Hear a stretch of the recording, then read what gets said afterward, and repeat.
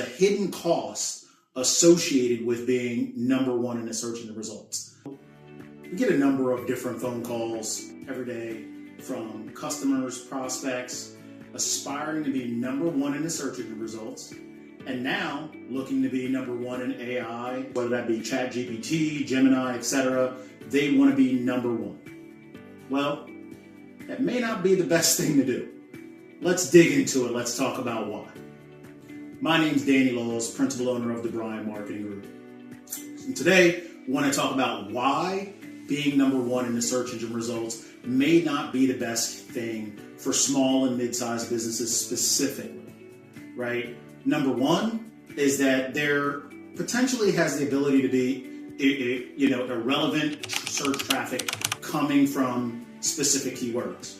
In our space, we do a lot of research as it pertains to the keyword, the intent, as it relates to your products, your services, your market, as well as your competitive landscape, right? So we want to make sure that we're looking at keywords that give you enough volume so that the juice is worth the squeeze of investing in SEO, and at the same time being relevant to your business. In some cases, we see where there's irrelevant traffic coming to the site because of inaccurate or low-performing keywords that people believe that their customers are searching for. We use data, a number of different tools, some of which are free, some of which are not, in order to ascertain what the best available keywords are. So there's a hidden cost associated with being number one in the search engine results. The second piece of this, in terms of hidden costs, right, is terms, broad terms being more specific, where they're not generating the right amount of traffic for the right products and services that you offer, and minimizing their ability to convert for you and generate a positive revenue stream is what we're always aspiring for in terms of SEO and many of the other things that we do for our clients. The third piece here in terms of the cost of being number one is a resource stream. So for us, we usually talk to our clients at bare minimum once a month in terms of brief review of reports, and what have we done, and what are the plans for the upcoming campaign or upcoming month, depending upon the type of service offering, right? So what goes into that is work, reviewing of material, feedback in many cases to make sure that we're aligning with campaigns or internal goals and objectives. And so not only do we do work, but there might be something that requires approval. We're talking about time, we're talking about monetary resources, and we're talking about opportunity cost of doing something else, right? So when we start talking about that aspiration to be number one, those are some of the challenges that you run into. I think the fourth piece of this to take into consideration is the scale of some of your competitors. If we're talking, and we are talking specifically about small and mid-sized businesses, right? You have a number of different competitors. You have small businesses in the market that are competing. You have alternatives in the market that are competing. You have direct competitors. You have major franchises. You've got national and regional competitors with more budget, more resources, and more overall resources to allocate to solving the problem of being number one in the search engine results, or ChatGPT for that matter, right? And we use ChatGPT as a blanket statement, right? That includes Gemini, that includes Prosperity, and all the others that are out there.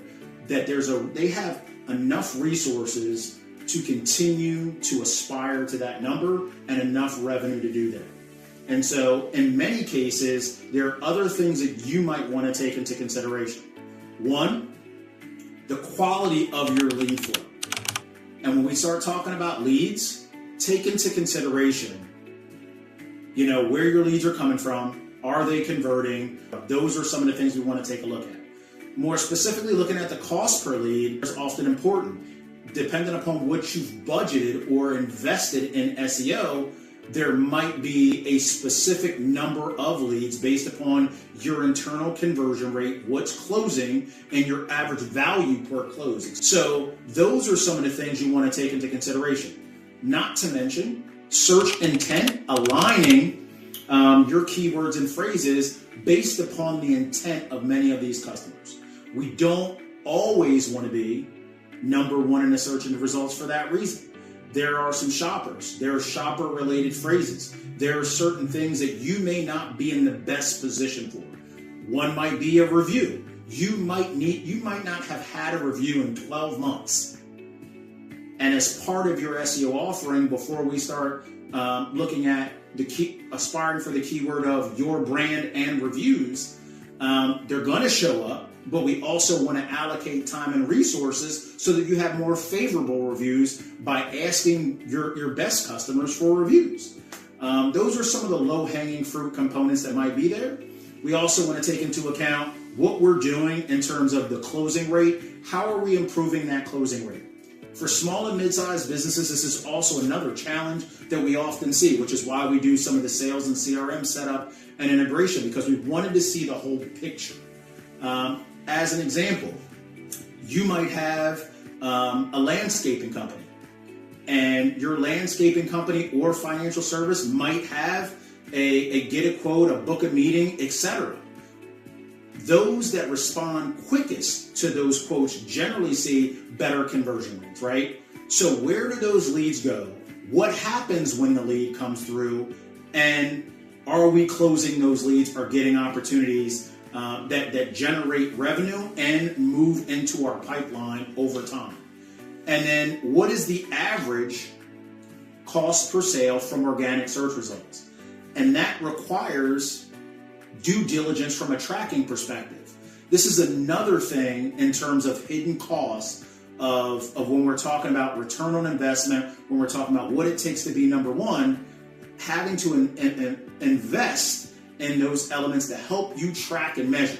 Most cases, you have your website, right? That's one cost, that's hosting, that's support, that's other things that are there in terms of measuring whether or not somebody fills out the form. You have phone calls. That may include call tracking as well to be able to get those pieces. So we want to make sure that you're appropriately allocating dollars and measuring the appropriate things. What we're aspiring to, or what you should be aspiring to, in my opinion, is building a digital revenue stream. And that includes leveraging AI. That includes integrating and working on what used to be referred to as inbound or in the loop is another component, and aligning your sales and marketing so that you're appropriately measuring return on investment and simply not looking at vanity metrics. You have clicks, you have impressions, you have number one rankings.